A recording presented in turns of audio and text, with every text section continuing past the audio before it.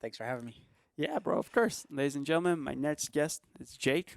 He's actually very spiritual. He's the first person ever to reach out to me to be on my podcast. I checked his Instagram. He just came back from India. He's actually a musician. He's very into the spiritual world and just to better himself. And I think he has a calling to just help other people. So, what's up, man? How are you? Good. Yeah? Yeah, it's Put this nice. a little closer to you. There you go. We're the day after the full moon night, We are. I was actually working 19 hours last night. which I thought was cool. 19 hours. Yeah, it was like the last day of my work for a couple weeks. I had to work from like 5 a.m. to like 8:30, 9 p.m. But now I'm done, Sweet. so I get to concentrate on myself more. Which And is, you love doing that. yeah, but here's the thing: I was thinking the whole time when I was working. I was like, dude, just be in the present moment, which is something that we all forget Mm-hmm. because it's high stress. You're in corporate America. You're stressed out. You're always worrying about tomorrow, the next day. But you have one foot in the past. You have one foot in the present. You're pissing on the present moment, which I feel like a lot of teachings they teach you just be in the moment. I mean, you came back from India. What do you think about that? Yeah. Yeah, tell me. What do you think? Well, Well, it's this thing where we hear that all the time. Be now, yeah, This is now. But have you ever really tapped into that now? I have at meditation retreats Mm-hmm. very briefly, and apparently you lose track of space and time when you do. Yeah. You really do. Like you're not here anymore. It's so standard as humans to be thinking of the next moment. It's a survival thing. It is. In all ways, we have to be like, okay, what's next? Because I need to eat and I need to this. But in that is kind of like, it must be some sort of anxiety driven tendency because survival is kind of intense. Well, Now, you were speaking of India and that present momentness where you really have that experience of the moment only, where there isn't any future, there's no past, you're not thinking of anything other than that you are this that is all things being now. They call it samadhi, Samadhi. which is the eighth limb of yoga, and a really common term for anybody who's studied yogic science. In Western world, it's called gnosis. Gnosis Gnosis. with a Yeah. G Yeah, Gnosis, I believe. from the Gnostic belief system. Yep, it's the same concept. Just going deep within, right, or a different realm. Yeah, but it's the same idea, and it's this inexplicable explanation of being present. Yeah. It's kind of like explaining a hi to someone, which you can't do. I always say, like, As in, you can't put it into words. yeah, you can't. Because if you do put it into words, then you limit it to that which it inherently is not. Would you say it's more like bliss or like pure love? That's what I felt. Yeah, It was like pure love, bro. bliss is a good word. I was on the back of my Baba's motorcycle when my first Samadhi experience happened. He just randomly hit you. We had been spending time on a tour. So it was a yoga training I did in India. It was a 200-hour, 30-day, 26-day Ooh. course. So it was intensive, 6 days a week. But on Sundays, we had a day off and we got to do like a break and have a break or whatever. But on Sunday, one of the Sundays, he took us on a tour of these different temples. So we went to this Hindu temple and we got to sit with the Babas there and have lunch, and they served us and all of these different beautiful Indian, traditional Indian experiences that most people don't get to have. Yeah. So I was already blissed out just having been in the presence of these people whose main focus is to reach samadhi and to be in it as long as possible. Like a higher state, higher vibrational state. Your higher self in a sense, you could say. You could say higher, but as soon as you say anything, Yeah, yeah, I right? get it. That's I the get thing with it. Is Yeah. as soon as you describe it, then you've kind of limited it to what it is not. it. It's this thing, right? So on the way back, that hit you. So we were driving on the motorcycle after the temple to go to the hot springs, the secret hot springs he knew of up in the Himalayas. So, I mean, that experience alone will bring you bliss, right? But we were just cruising and something clicked when we were curving and it just like, boom. I can't explain it. Like I said, you couldn't.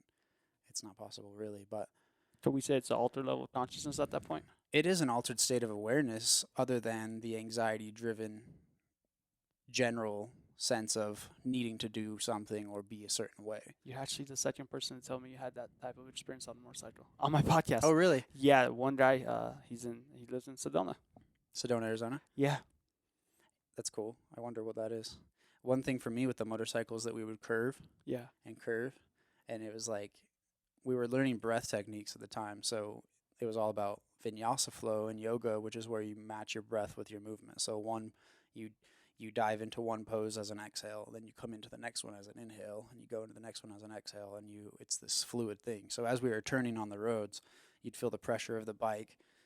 So I would inhale, and then the next one, exhale, and it became this like really fluid thing where all I was focused on was breathing with the present moment, which was that experience on the motorcycle. And eventually, all of a sudden, yeah, boom, exactly. I was like, and I was just like, oh. And it's a thing because it's funny because it's almost like if you've ever done lucid dreaming and you're like, oh, I'm there, I'm lucid dreaming. And then you're like, oh, and you wake up. Hey, that's actually happened to me. I've had a mystical experience. But I told myself, I'm like, but you have to surrender at that moment. Yeah.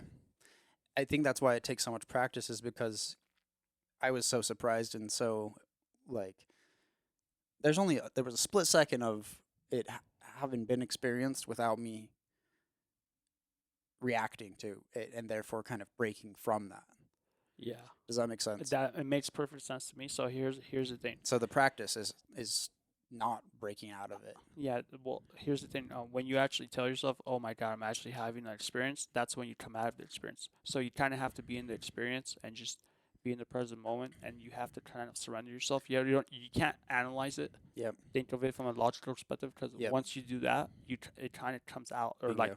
The feeling, the sensation, or whatever you are, bro, because you're not here. Yeah. I've had that happen. It just you lose that, and that's happened to me, dude. Just in my bedroom meditating, as I do every time. One time it just hit me, bro. This is the whole end goal, I guess you could say, of meditative practices. End goal is goalless in nature. Does that make sense? You mean like the path of nowhere? Well, yeah. Embarked down the path of nowhere. Yeah, like The journey to nowhere. those who know. It's a quote. I don't know the exact quote, but it's like those who know don't talk about it, because as soon as you talk about it, then it's not that. It's this thing, and it's like anyone who's like, "What are they going on about?" You can't know. I'm trying to explain something you can't know. I asked Other you than knowing that you don't know. Yeah.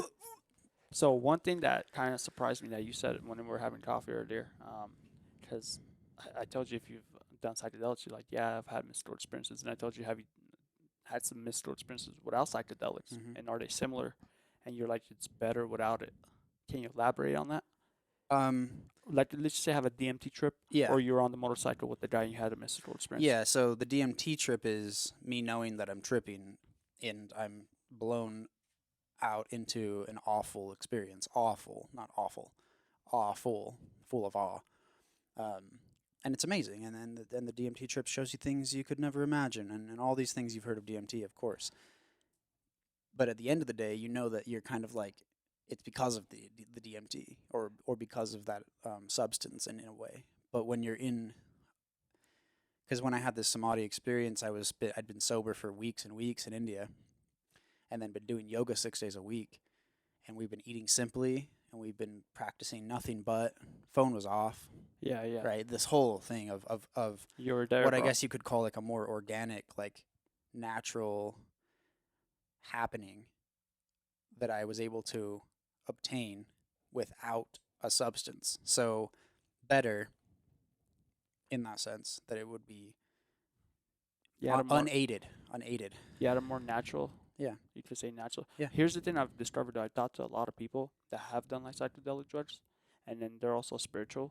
And when they try to do Kundalini breath, there's a place that they go to, bro. Whether you're on mushrooms or you're on DMT, you go somewhere. Yeah. And you come back. This is just you actually go somewhere. Your consciousness. Yeah. I feel like the people that have done psychedelics, it's easier for them to go to that place afterwards because they know where it is. They've been there, so it's not as new to them. Bingo. Actually, I love that you just said that, because now that you bring that up, it is relatable when you're like the Samadhi experience that I had is relatable to the DMT experience I had, which is they kind of I think they cross section at a point where it's like you said, love. But I think love is the human way of describing just Pure joy. nothing that is of fear in any way. Yeah. And I mean, who doesn't want that? Everybody wants that, Yeah. bro. And whether maybe you're a they don't want to or not. sociopath, Yeah. whether you have the worst life in Right. the world, you want that feeling. They say that there's acts of love and acts for love. And that's it. Like someone murders someone, it's their best ability to it's their best effort at the present moment is acting in that way. And it's for love, perhaps, or it's to be validated in some way, or to find, like this whole. Yeah. But it's always for love, or in or of love, and I love that. Does that make sense? What I'm saying? It does make sense to me. Yeah. I get it. Maybe the passion of the moment, in a sense. Mm-hmm. They do what they're doing out of love. And it might not have been the best example, but it's just to say that, like, when a child acts out, it's not because I think very rarely in humanness does a human consciously choose to be rude or foul or whatever you may say of it. What do you think? It's like the external environment got the best of them. Yeah, or they are doing it like out of passion, or they are Do you think they're like, looking for love or validation or something like that. Who doesn't like being hugged? Would you rather me hug you right now or punch you in the face? I'd rather be hugged, bro. Everybody Yeah. would. I'd rather be hugged, definitely. Yeah. And you know what? One thing I've noticed, like now I hug guys more. Mm-hmm. It's just out of love, though. Yeah. Like, but I feel like that's still unacceptable. but because some guy hugged me when I used to go to sound bath meditation classes, Mm-hmm. and I got weirded out a couple times. But then I really sat there and really just thought about it. I was like, why am I getting weirded out, bro? Like, he's not gay. He's married with kids. I'm not gay. It's not him. So who else is there in this scenario? Me. Mm-hmm. So it is me. So I was like, bro, he's just doing it out of compassion. Yeah. Which is totally okay. So an act of love. Yeah. Yeah. And it might be uncomfortable, but that's like, I think, something that we should look into as men, being able to touch in with our feminine and accept and receive that kind of interaction from other people in one way or another, whether Yeah. it's a guy or a girl or however it may be, the label on it. But receiving love is something I learned from my dog. Does it give you unconditional love? Not because they give it, which they do, but they're open to receiving belly rubs without Yeah, ever bro. thinking that they need to give you anything back. That's such a simple but true way. to put They it. will just lay there and be like, yeah, scratch me for 2 hours. And I don't feel like I owe you anything. I'll simply receive it because it's being given. And when you walk through the door, I'll tell you how excited I am to see you. And, that love from dogs is, whew. But I learned to receive from my dog. Okay. That makes sense, doesn't it? It does make sense because that's very simple too. Yeah. Yeah, they just want to be liked and they want to like people. And they don't think that they owe you something, That's a cat. True. I'm not a cat person, No, me but neither. dogs. Yeah, I love dogs.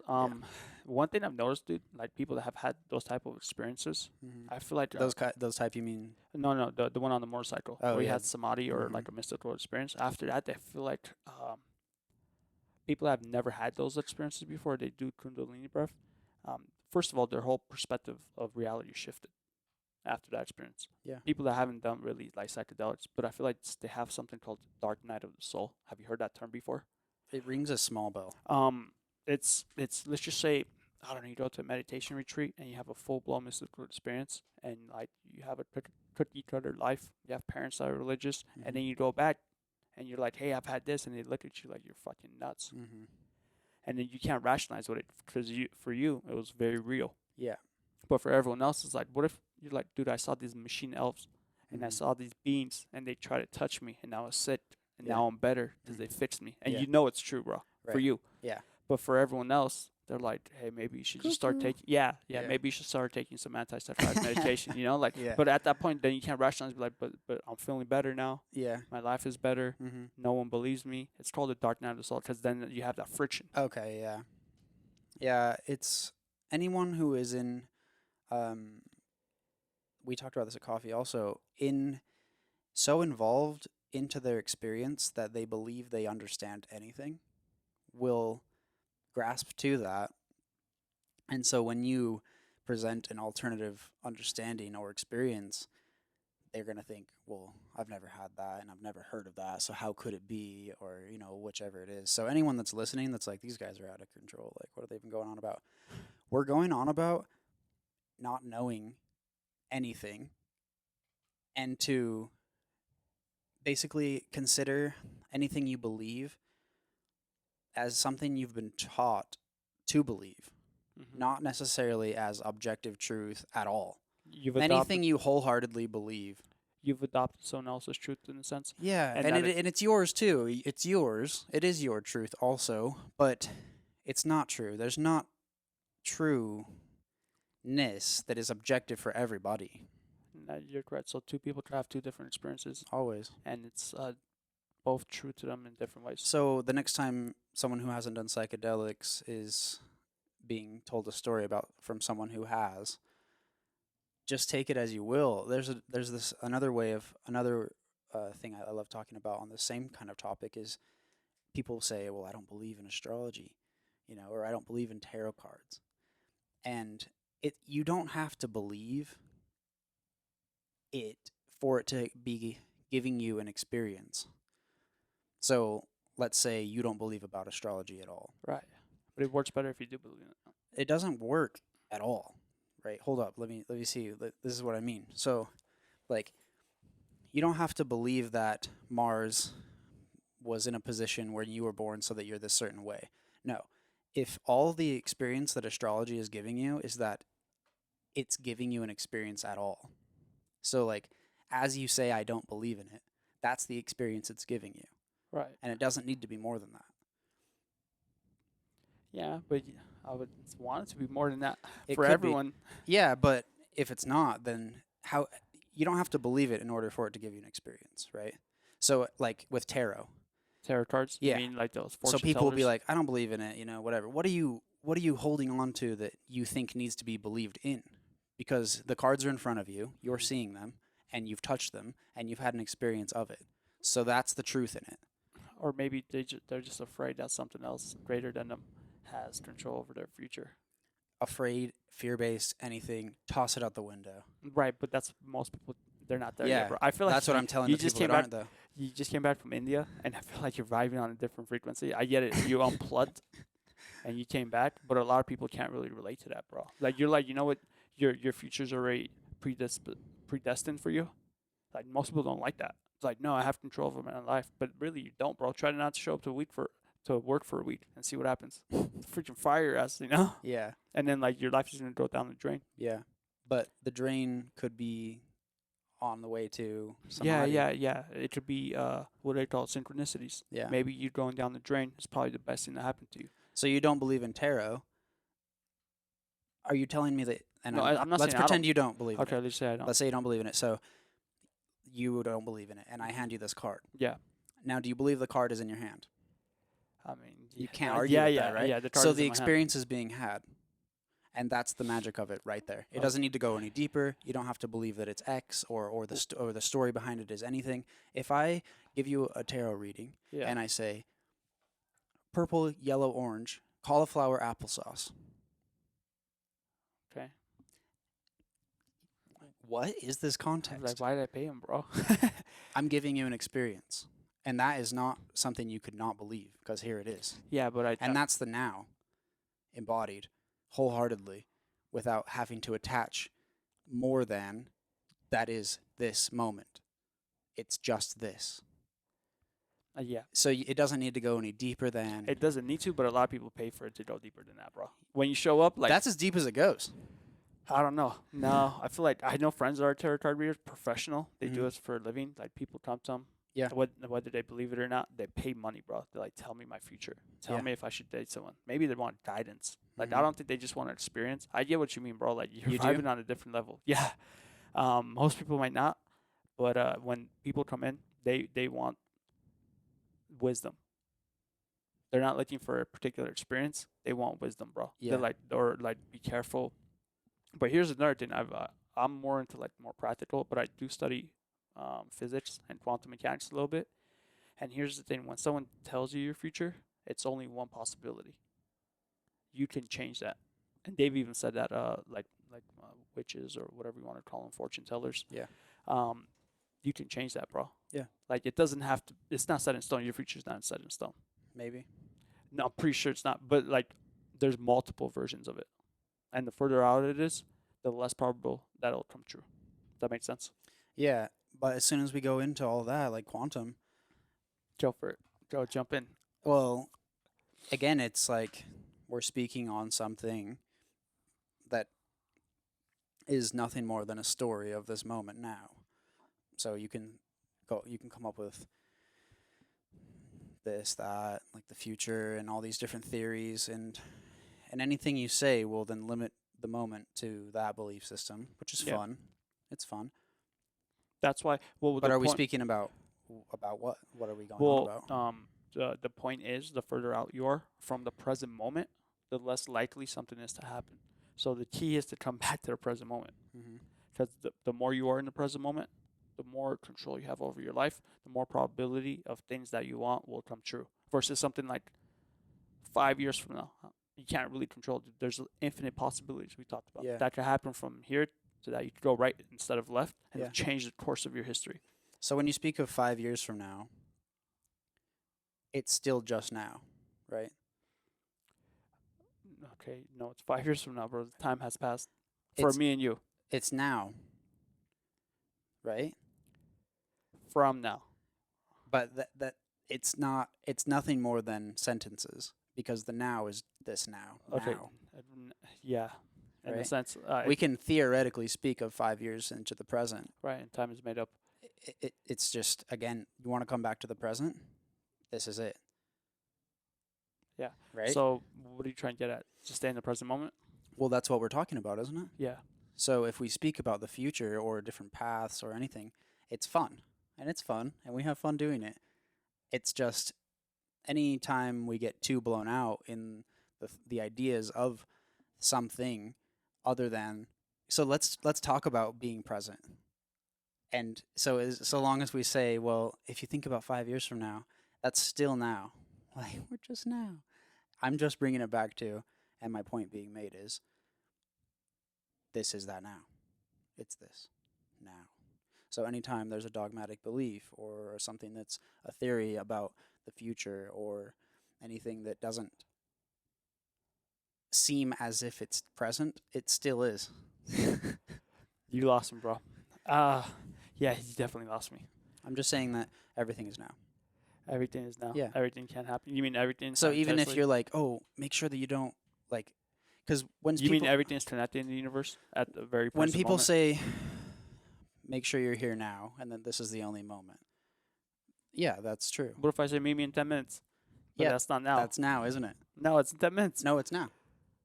House. Because you said it now. It's now. I said it now. So we are now, and that's this now. But, Now. but I think when you're in India, bro.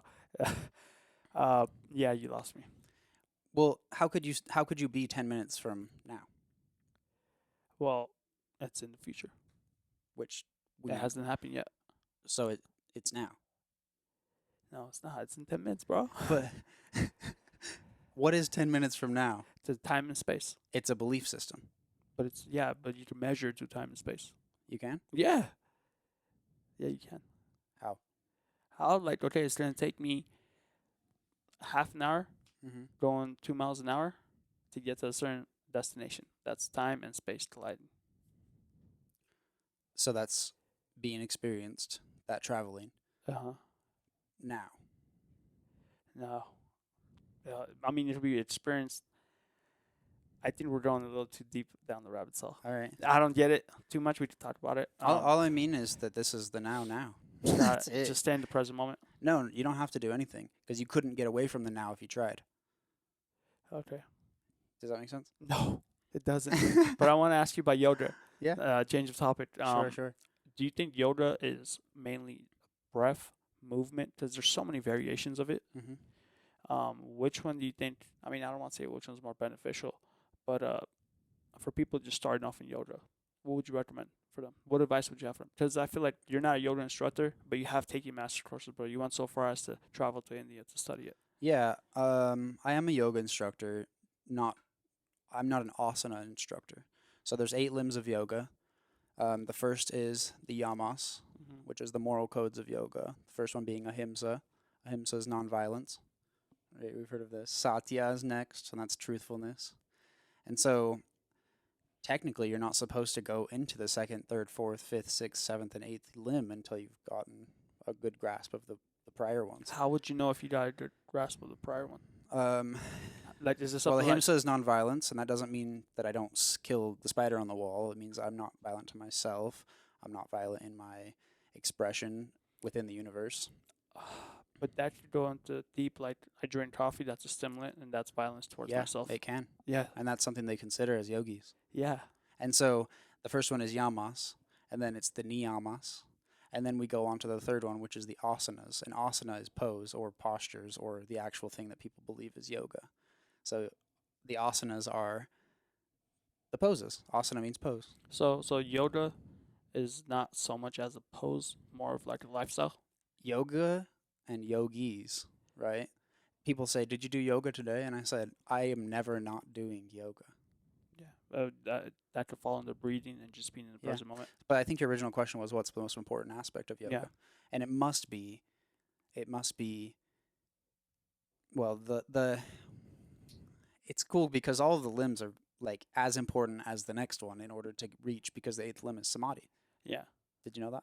Yeah, I did actually. Yeah. And so the 5th one is pratyahara, and that is not attaching to the senses or having like become victim to the senses. Okay. Right? So like, oh, I'm in a hot yoga. It's so hot. Like, what time is it? I can't wait to get out of here. Gosh, my hamstrings hurt.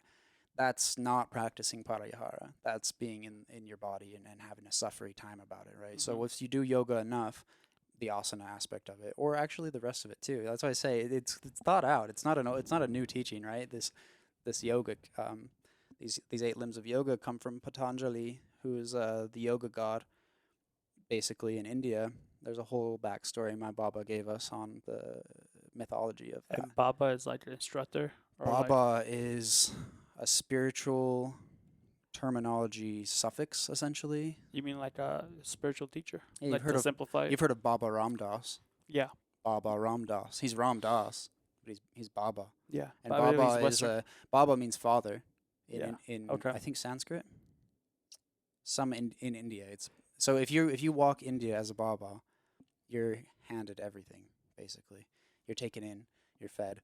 It's a very high Status. and it's not just handed out. Like my Baba trained with his Baba for 12 years before Mhm. he was given Baba status. It's like this, and it's devotion to the other Baba. Hey, I heard in the Himalayan mountains, there's people that are yogis are like really, really experienced people that have practiced yoga for years. Mhm. And actually have mastered it. They're like old, bro, like over 100 years old. Yeah, Baba was telling me he knows people over 170 years old, Really? but they don't care to be in Guinness. They don't care to be part of the books or to let anybody know. No, they don't care about Gucci. They have a Prada. spoon. Yeah, they don't care at all. They have a spoonful of honey every day. And the trick is, apparently, to old age, is to just allow your organs to be still. So that's why fasting is so good for people. I only eat once a day, bro, Nice. and I feel great. Yeah, that's really good practice. It's good for the organs to be able to relax. And so these old yogis who live into their hundreds, they have very minimal food. But what does that come with? It comes with less caloric energy, and therefore they can't do much. They can't do much. So what I do? feel like- They meditate all day. Bro, for me, the less I eat, the more energy I have. Right? Me too. Like, it's kind of strange. People are like, Well, that "You- goes to a point though. If you don't eat Yeah, for yeah. 5 days, then Yeah, I'll Yeah. be back. But like for a day or two, Yeah. I could really go without eating, and I have this surge of energy. But Yep. like I've had 4 Red Bulls. Yeah. And other people, they have to eat 5 times a day. I know. I don't get it. Like, we're all human. We're not built the same. But for me, the key is I've learned listen to your body. Yeah. Big You- time. Can you elaborate on that and how it pertains to yoga? Well, once you start eating simply and doing these different practices, like in meditation, you get so conscious and aware of your system because there's nothing to be conscious of otherwise. That's like the main idea, is to be present, and the only present thing is really the breath. If you shut your eyes and you be, then the breath is kind of like the anchor of the experience.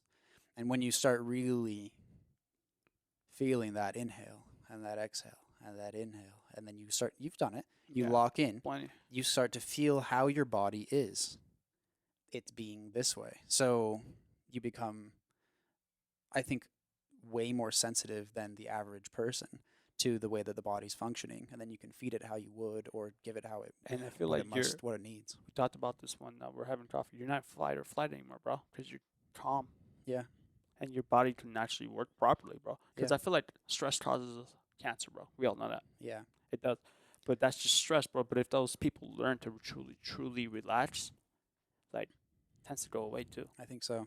The body knows what to do, Yeah, the body does know what to do and we don't give it enough credit. at all. Yeah. That's why I tell people to listen to your body, bro. Yeah. When they're like, I should eat 4,000 calories a day, I'm bulking up. Like, maybe you should just listen to your body, bro. Yeah. That's like, that might work for someone else, but if I eat more than once a day, or if I eat 3 times a day, I'm gonna get fat, bro. Yeah. I just am. Yeah. That's just how my metabolism works. I have Yeah. hunter-gatherer. I'm supposed to eat once a day. Sometimes I eat once every other day. Well, that's the thing. Like, you can't imagine our ancestors ate 3 square meals. No, bro. Right, What that are you doesn't- talking about? Maybe if they're the emperor. Yeah, exactly. But the emperors were. Yeah. Yeah. Well, nowadays it's funny. Like the skinny people are looked upon like they're healthy and fit Mm-hmm. and they're wealthy, and the fat people are Yeah, like stupid. right. The But opposite. the yeah. exact opposite. Yeah. But listen to your body. That's Mhm. what I just have to say, bro. Yeah. That's just one advice I give people. Yeah, I think so Um, too. Like, there's nothing like secret about it. You don't need to go to India to study it. Just if you truly just sit there. But some people they just have problems, bro. They don't want to confront it, so Mhm. they don't want to sit there and just meditate or concentrate on their breath. Yeah. Maybe their mortgage bill comes up, the fact that their wife hates them, those things. How do you deal with that? So, we've all been in a place financially where we need money. Have you? Like maybe when you're 16, you need gas money. You need. Yeah. It's this need. Well, I've hit rock bottom, bro. Yeah. But when I hit that, I told myself, I was like, bro, cherish this moment, because this is the worst you're ever gonna be in your life. But after that, it's been so much better. Cool. Like, it's just going better and better. So I think when we are in need of something, then we generate that lack mindset. And in that lack mindset, we develop more lack. And it's this polar thing. So it's faith. It's having faith that you're taken care of in every way. It's having faith. I don't need money to do my day. Yeah. I need breath. Yeah. And if you need more, then you create that lack mindset, and it becomes this vicious cycle of needing and wanting and needing and needing. That's to say that instead of needing, simply know you're taken care of. And this is the thing that the yogis really tap into in India. They're broke, but they're so taken care of, and they're probably healthier than me. and they're so healthy, and they're not worried or in need, and therefore lack. You mean come from a place of abundance? Yes. Yeah, and abundance to people means that they've generated something through action.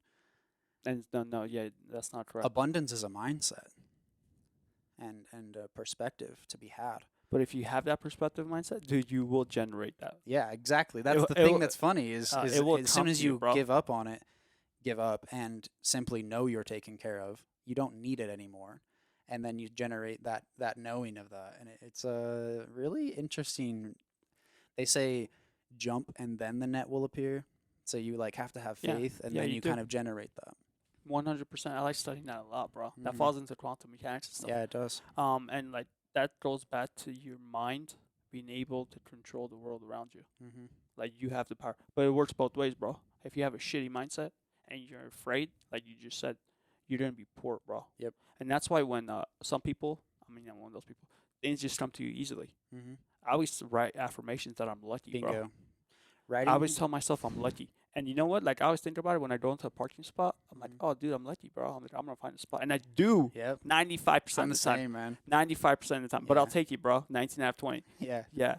But if I go in with a shitty mindset, like, this, that, this Mhm. parking lot, you might not even go into the parking lot. Yep. And you might avoid your, chance of finding a parking spot. That's Yeah. a very simple way of putting it. But you could look at that as like a business adventure, Yeah. or just maybe traveling. Some people are just afraid to travel, bro. They're like, bad things happen to me. I've been to all these countries, nothing's happened to me, bro. Nothing. I've been to over 30 countries. I've traveled a lot, and I'm always like, actually, I have had bad experiences, but I was in bad mindsets. Oh, that could make sense. You know, But here's the thing: we're like, did you go out looking for that? Like I'm not out at 3 in the morning looking I for prostitutes. was with my partner at the time who was very scared and very Maybe you should attracted that, bro. no, she did, and we both did, and so, but the last one I went to India, I was with Shakai, the goddess Shakai, who you should probably speak with. Amazing. But her and I are extremely close friends. And She's here. she's not here. She's in Ogden, though. Yeah. Yeah, she's here in Utah. She's here, yeah. She is a mystic, and she and I have this very powerful, we know we're taken care of, energetic dynamic we create together. You have to create that mindset, though, bro. But it's not hard for us at all to create that. We just live it. And it takes practice. That's why they call it yoga practice, right? It's practice all these things. So if you're like, I've never experienced that, I can't imagine, you haven't tried, probably. As soon as you actually put in any effort. Anyways, the whole point is Shakai and I knew that going to India, we would be taken care of in every way, always. And there was maybe 0.0001% of our belief system that didn't think that. Yeah. I'll give you an example. Like 3 days ago, I bought a one-way ticket to Qatar because I love to travel, bro. In May, I know I'm going to go travel. And Qatar's a hub. I had a voucher, it was going to expire. I didn't know where I want to go. Whatever. I know I'm going to travel, bro, and I'm going to have a blast. I already have that intention out. There's like no room in my mind. What if this happens, that happens? Yeah. I might get mud. No, bro, No. nothing like that. I'm going to have a blast. Yep. I'll probably end up in Morocco. I mean, along the way. But the whole point is just like you said, actually. You said that perfectly. Jump and the net will appear. Yes. And faith. That's why I think it's so cool that in all these different, not all of the religious texts, but faith is such a prominent part of all of Christian belief is faith. Faith that you're taken care of. One thing about that is having faith in something outside yourself. I feel like you should have faith within yourself. Yeah. But you're one with source. Well, yeah, okay. Faith, however it is, but in the sense of our conversation now, faith that we're taken care of in all these ways. So Shakai and I go to India, and everybody gets what's called Delhi belly when they land in Delhi. You eat some of the street food, you get the shits. It's this thing. Shakai and I never got sick once. Good for you. We had 0 hiccups. We were taken care of by the most amazing and magical people. The impossible happened. What's the impossible? Like, But anything's possible. Yeah, right. I just mean like with that mindset and the culmination of me and Shakai's knowing of deep faith in God that is all things this now, we were taken care of and Good, bro. guided in Good. such an easy and had a beautiful experience. Shout out one time my Baba, Krishna Das Baba. If there's one thing we could take from this podcast, is just have faith, bro. Yeah. That things will work out for you. And if you're in a mindset where you don't think that, just challenge yourself to. I always tell this to my students. It's an acronym, and it's a terrible acronym because it doesn't spell anything. It's SCP, Sustainable Creative Perspective. So the most magical thing I could ever think of right now happening to me is that a spaceship lands in the yard right here. They walk in and they're like, Jake, your spaceship, custom painted. Please come get in and leave. It could happen. Yeah. It's possible if I think about it long enough. I believe in quantum enough that I could bring it in. I could do it. I know I could. But then I start to doubt myself because it's a spaceship. I don't have enough. But I've heard of people doing this. Right. But I've never seen it. so I can't sustain this creative perspective long enough for it to come about. Okay. Because I have doubt, and doubt negates the manifestation. But that's far-fetched. What about you getting a $10 raise? So what I'm saying is I find sustainable creative perspectives on life that I can sustain. The point is sustain. So like, I did one for a while, and it was I am royalty. I walk in the world as royalty, and I'm treated as such. And I was able to sustain it for weeks at a time. So much so that my experience now reflects that mindset. So if you're sitting there thinking, well, all these guys are crazy, how could they come up with all these different things? Find one thing, one creative perspective you can actually sustain for time. Do you know what I'm saying? Yes. And the longer you can sustain it, the more of that you can create in the quantum field and bring it in. Have a clear intention. Yep. That's pretty much it. Yeah. and something you can sustain. Because, like I said, I want a spaceship to come land in the yard. Custom, bro. But custom, fucking beautiful I get sound it. system I get it. on I board. get it. Yeah, but I can't sustain it long enough without doubt coming in to negate the Because manifestation. there's other people that have told us there's no such thing. And you're a it's hard fool. to It keep is. that, you know. It is. Yeah. That's great, bro.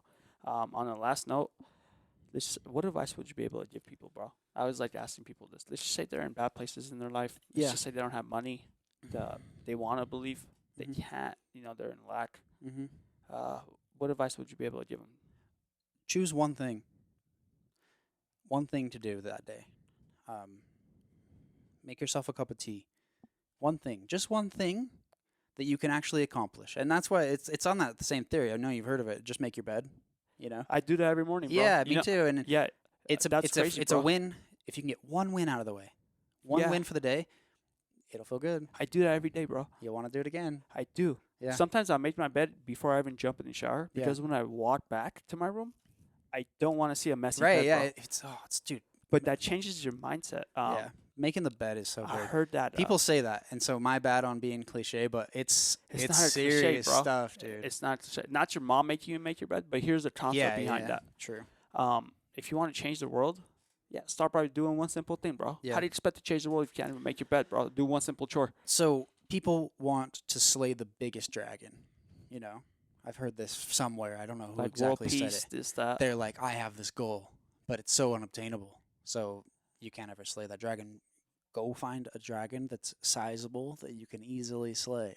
And then the next day find the bigger one and the bigger one until you're good at it. It's called yoga practice because it's practice. I've been doing these things that were driven from anxiety and having a life that wasn't suitable for me, that was driven by fear. I was scared of the future. I was scared of all these things. So what do? Well, I don't sit there and take it anymore. I started slaying dragons, and now I'm really good at it. I'm really good. I can slay big old dragons.